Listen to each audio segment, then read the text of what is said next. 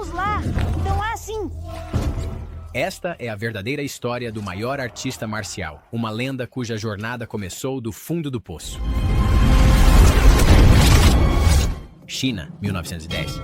Na movimentada cidade de Xangai, uma competição internacional de artes marciais cativa o público. Lutadores da Grã-Bretanha, Bélgica, Espanha e Japão enfrentam os melhores da China. Entre os competidores chineses, um se destaca, um lutador conhecido por sua velocidade e precisão incomparáveis. Em sua primeira luta, ele derrota o oponente em menos de 1 minuto, deixando a plateia maravilhada.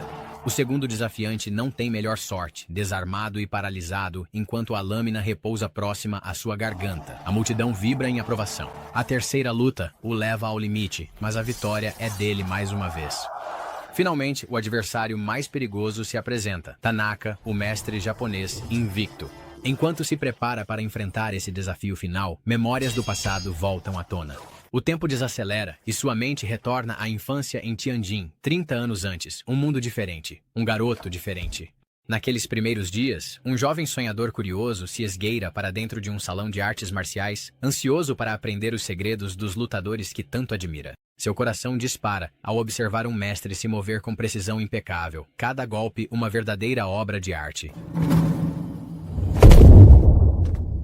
Mas o momento de encantamento termina abruptamente quando ele é descoberto. O homem que o repreende não é outro senão seu próprio pai, um respeitado artista marcial que deixa claro que o treinamento está fora dos limites. As palavras ferem profundamente, deixando o garoto confuso e magoado. Recusando-se a desistir, o menino determinado começa a treinar em segredo. Usando o que observou, ele pratica ao ar livre, seus movimentos imitando os rios que fluem e as árvores que balançam. Seu melhor amigo, Jensen, frequentemente o acoberta, cuidando das tarefas da escola para que o jovem lutador possa se dedicar totalmente ao seu ofício. Enquanto Jensen se dedica a aperfeiçoar a caligrafia, ele costuma lembrar ao amigo que precisão e disciplina são as chaves para a maestria, não importa a habilidade. Um dia, a dupla corre para assistir a uma grande competição de artes marciais no centro da cidade. Na arena, o pai do garoto enfrenta Zhao, um rival formidável de um clã concorrente. A tensão é elétrica, enquanto os dois trocam golpes poderosos, cada movimento um testemunho de sua perícia. De pé, próximo dali, está o filho de Zhao, que provoca o garoto sem piedade. Seu pai não tem coragem para vencer, zomba o rival, com a voz carregada de arrogância. A luta chega ao seu clímax quando o pai do garoto conquista uma vantagem clara. A plateia se inclina para frente, aguardando o golpe final. Mas em uma reviravolta surpreendente, ele hesita. Em vez de desferir o golpe, ele recua, escolhendo a misericórdia em vez da vitória. Zhao aproveita o momento e reivindica a vitória. A plateia murmura, incrédula, e o coração do garoto afunda. Ao seu lado, o rival sorri com desdém, aumentando ainda mais suas provocações. Abalado e humilhado, o garoto se retira para um canto silencioso para chorar. Jensen o encontra ali, oferecendo palavras suaves de encorajamento, mas a paz não dura. O filho de Zhao aparece mais uma vez, com palavras ainda mais afiadas. Seu pai é fraco, o nome da sua família não significa nada. A raiva substitui a tristeza quando o garoto decide defender a honra de sua família. Ele desafia o rival para uma luta, determinado a provar seu valor. Mas a realidade é dura. Ele não é páreo para o adversário e é rapidamente derrotado. A humilhação dói, mas a experiência planta uma semente poderosa dentro dele. Nesse momento de fracasso, uma promessa nasce: tornar-se mais forte, nunca mais se sentir impotente. Em casa, o garoto enfrenta o julgamento severo do pai. Ordenado a se ajoelhar, ele se prepara para o castigo do chicote. Mas justo quando o pai levanta a mão, sua mãe intervém, implorando por misericórdia. Ela lembra ao marido que o filho já sofreu punição suficiente por um dia e, a contragosto, o homem abaixa o chicote. Mais tarde, o garoto recorre à mãe em busca de respostas, desesperado para entender por que o pai o proíbe de aprender Wushu. A voz dela é suave, mas firme, ao explicar que a recusa do pai vem do amor. A asma dele torna o treinamento rigoroso perigoso demais. O garoto protesta, insistindo que as artes marciais o tornarão mais forte e que ele sonha em derrotar o clã Zhao para restaurar a honra da família. A resposta da mãe é ponderada. Ela o lembra de que a essência do Wushu não é a vingança, mas a disciplina, um princípio que ele jamais deve esquecer. Os anos passam e a vida transforma o garoto em um jovem. A sombra dos valores do pai paira fortemente, mesmo após sua morte. O jovem se torna um lutador habilidoso, casa-se e se torna pai também. Mas a tragédia acontece. Ele perde a esposa e fica sozinho para criar a filha. Apesar dessas dificuldades, sua ambição nunca vacila. Suas vitórias no ringue se multiplicam, rendendo-lhe fama e reconhecimento como mestre de Wushu. Ainda assim, sua mãe permanece como sua consciência silenciosa, alertando que sua busca incessante pela vitória está equivocada. Ela lhe diz que seu maior inimigo não está no ringue, mas dentro de si mesmo.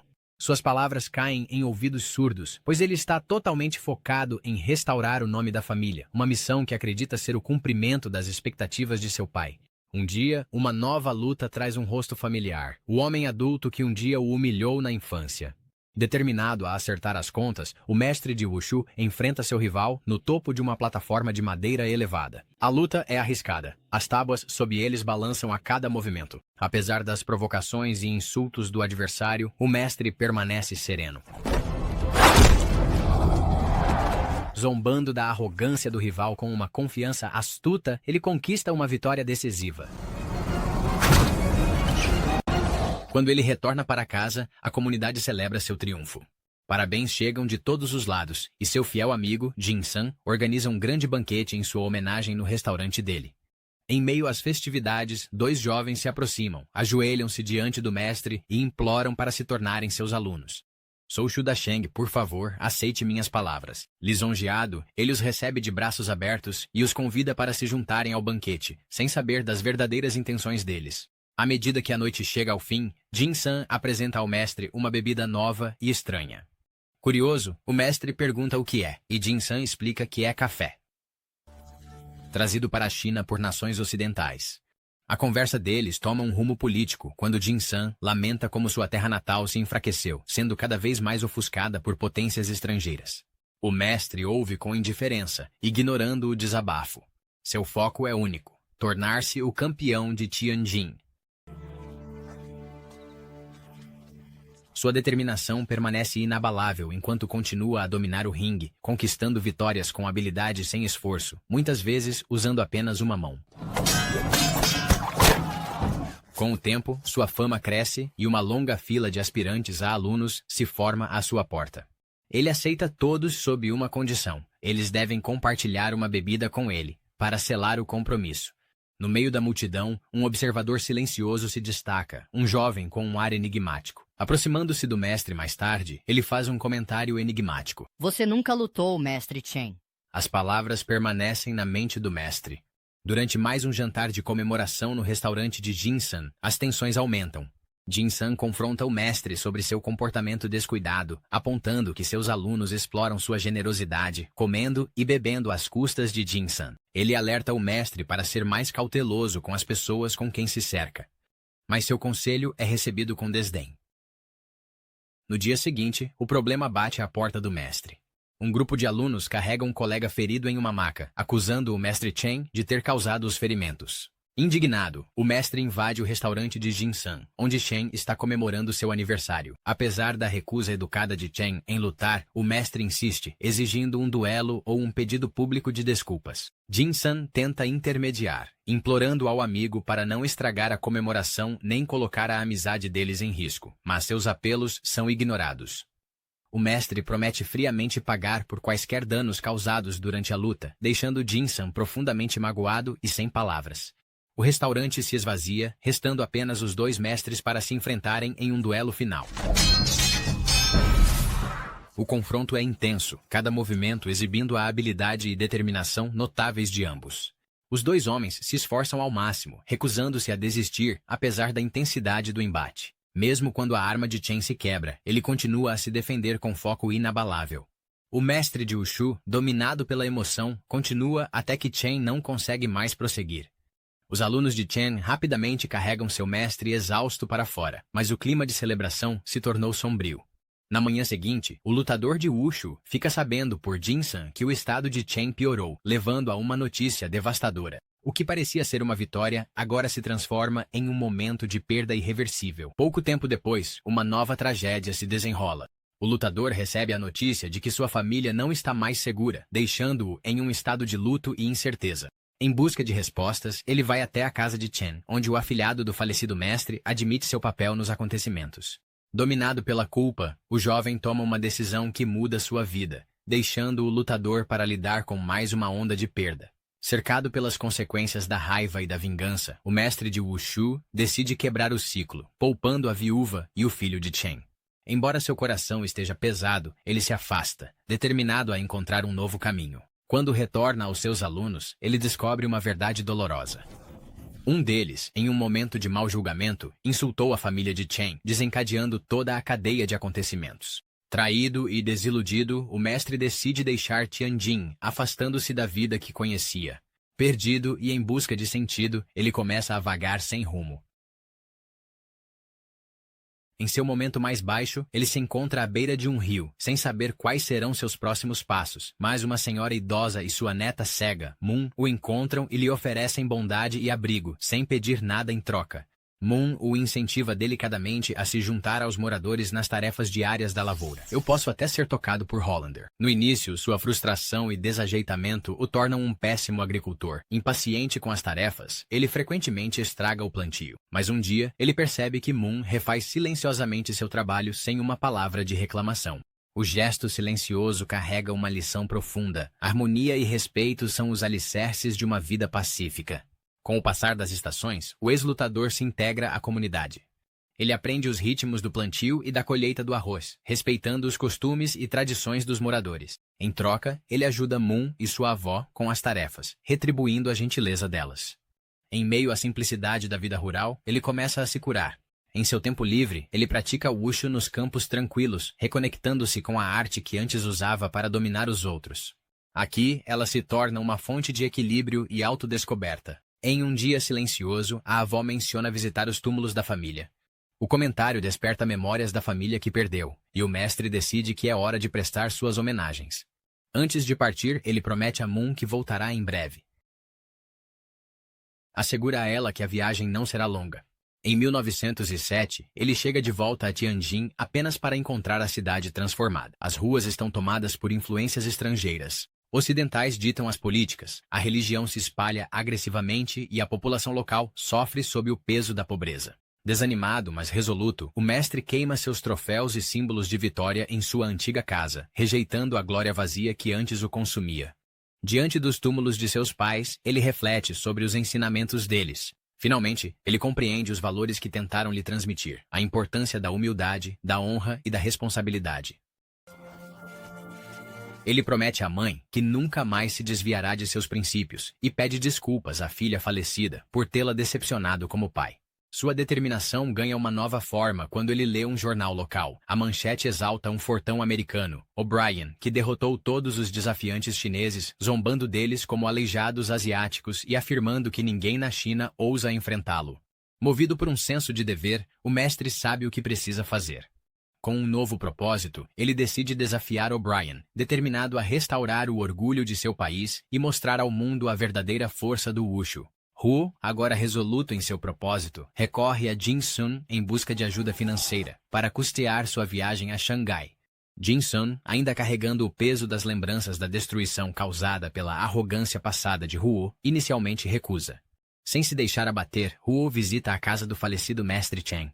Curvando-se profundamente, ele pede desculpas à viúva de Chen, reconhecendo a dor que causou à família dela e pedindo permissão para honrar o legado do falecido marido. Sua humildade e sinceridade tocam o coração dela. Mais tarde naquela noite, Huo é surpreendido por um mensageiro em sua porta. Os fundos de que ele precisava para a viagem chegaram, enviados anonimamente por Jin Sun. O gesto, embora silencioso, diz muito sobre a amizade restaurada entre eles. Em 1909, Hu chega a Xangai para enfrentar o infame Hércules americano, O'Brien, um homem lendário, sobre quem se dizia que movia trens com uma mão e socava a Grande Muralha. Com quase o dobro do tamanho de Huo, o fortão é uma figura imponente.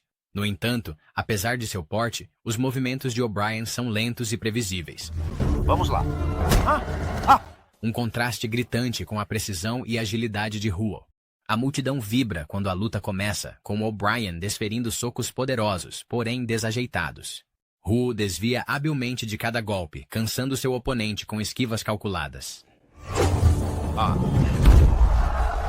À medida que a luta se aproxima do clímax, o público americano fica inquieto, e seus aplausos se transformam em vaias.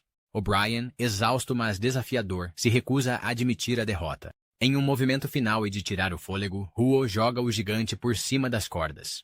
A enorme estrutura do fortão balança na beira, com o pescoço a poucos centímetros de uma cama de pontas afiadas logo abaixo. A plateia prende a respiração em horror, esperando pelo pior. Mas, em vez de deixar seu oponente cair, Huo pressiona o pé contra o peito de O'Brien, impedindo-o de encontrar a morte certa. Esse ato de misericórdia deixa a plateia em silêncio e conquista o respeito de O'Brien. Reconhecendo a habilidade e o caráter superiores de Huo, o fortão admite a derrota, erguendo a mão de Huo em sinal de reconhecimento. Vamos em frente. A notícia da vitória de Huo se espalha como fogo, rendendo-lhe aclamação não só na China, mas em todo o mundo.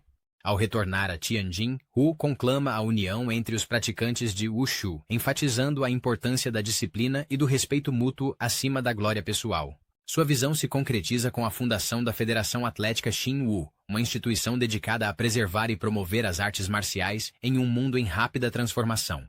Jin Sun visita Huo para celebrar sua conquista. Mas o que mais o impressiona, mais do que a vitória, é a profunda transformação no caráter de Huo. O lutador outrora imprudente agora irradia humildade e autocontrole. Pela primeira vez, Huo recusa o vinho que Jin Sun lhe oferece, escolhendo a sobriedade para honrar sua nova clareza e propósito. Juntos, os velhos amigos refletem sobre os desafios que seu país enfrenta. É o sangue da sua vida, diferente da sua vingança agora. Jin Sun revela que abandonou seu restaurante, decidindo ficar em Xangai para apoiar a missão de Huo.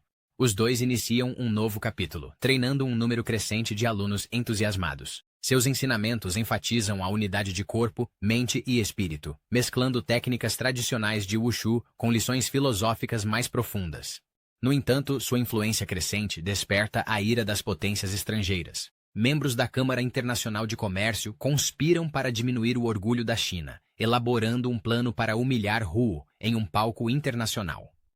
Eles selecionam 4 dos lutadores mais formidáveis do mundo, cada um representando uma nação diferente, para desafiar o confiante mestre chinês. Uma competição de 4 lutas.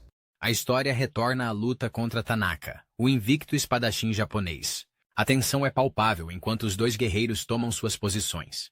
Tanaka empunha sua katana com precisão mortal, enquanto Huo responde com um bastão de 3 seções, demonstrando a arte de suas respectivas tradições.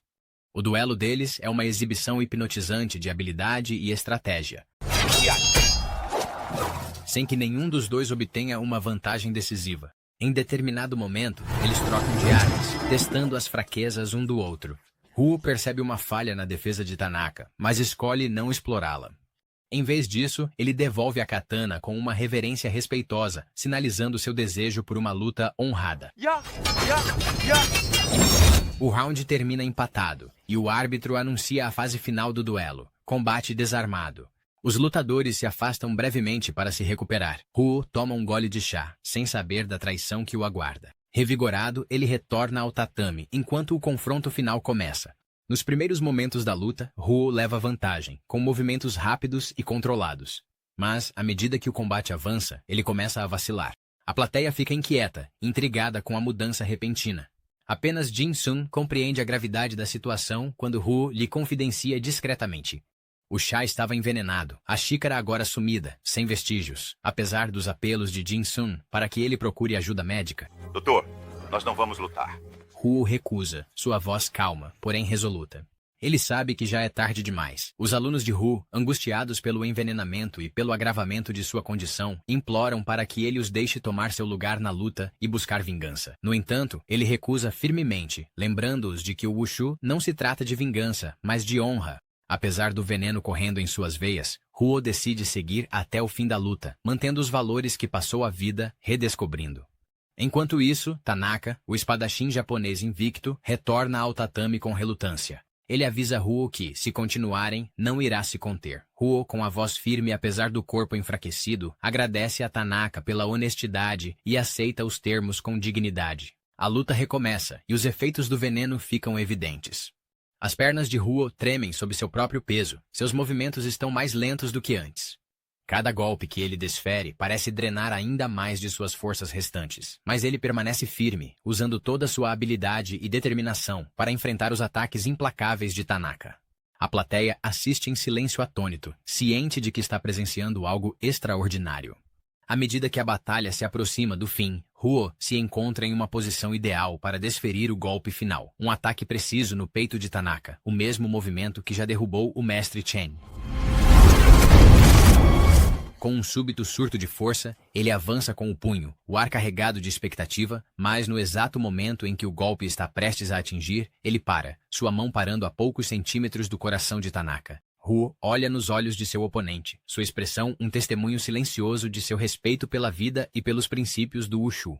Exausto, o homem desaba sobre o tatame. Tanaka, surpreso com a misericórdia e integridade de seu adversário, ajoelha-se ao seu lado. Ele percebe que Huo, mesmo tendo a chance de encerrar a luta de forma decisiva, escolheu a honra em vez da vitória. Quando o árbitro se aproxima para declarar Huo derrotado, Tanaka o interrompe, ajudando Huo a se levantar. Com dignidade solene, ele levanta a mão, reconhecendo sua coragem, habilidade e princípios inabaláveis. O gesto recebe aplausos estrondosos da plateia, que agora vê Huo não apenas como um guerreiro, mas como uma lenda. Momentos depois, o mestre sucumbe ao veneno. Seus alunos se reúnem ao seu redor, lágrimas escorrendo por seus rostos enquanto se despedem do mestre. Jin-sun se ajoelha ao lado de seu amigo de toda a vida, segurando sua mão em um luto silencioso. A sala, antes repleta do som de guerreiros em combate, agora silencia em homenagem ao herói caído. Na cena final, o espírito de Huo é visto sob o vasto céu estrelado, movendo-se graciosamente através das formas do Wushu. Sua amada família, seus pais, esposa e filha, o observam com orgulho e carinho. Em paz, Huo continua sua jornada eterna, seu legado brilhando intensamente nos corações daqueles que deixou para trás.